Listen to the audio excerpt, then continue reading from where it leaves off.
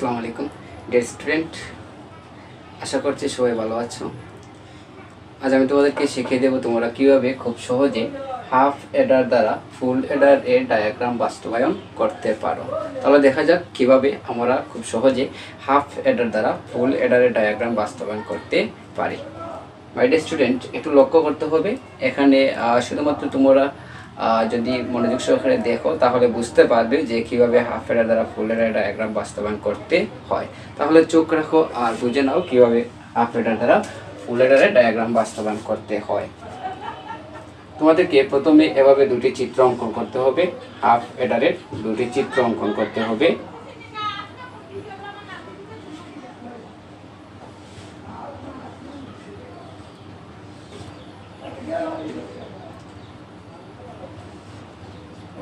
Half এডার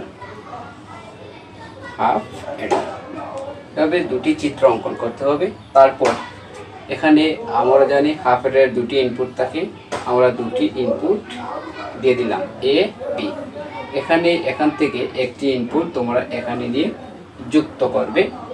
তারপর এখান থেকে আরও একটি ইনপুট তোমরা এখানে নিয়ে যুক্ত করবে, এটার নাম দিবে সিআই।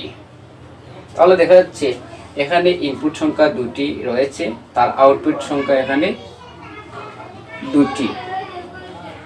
কিন্তু এখানে ইনপুট সংখ্যা রয়েছে দুটি কিন্তু তার আউটপুট সংখ্যা রয়েছে একটি, সেই একটি এখান থেকে বাহির করবে। তারপর এই দুটি ইনপুট আউটপুটকে একসাথে যোগ করবে। যোগ করলে এখানে দাঁড়াবে সিও আর এখানে আসবে এস। এস মানে হচ্ছে সাম, সি হচ্ছে ক্যারি। আমি লিখে দিচ্ছি সাম এবং এটা হচ্ছে ক্যারি। এই হচ্ছে হাফ এডার দ্বারা ফুল এডার ডায়াগ্রাম বাস্তবায়ন। প্রিয় শিক্ষার্থীরা, আশা করছি তোমরা খুব সহজে বুঝতে পেরেছো যে কিভাবে হাফ এডার দ্বারা ফুল এডার ডায়াগ্রাম বাস্তবায়ন করতে হয়।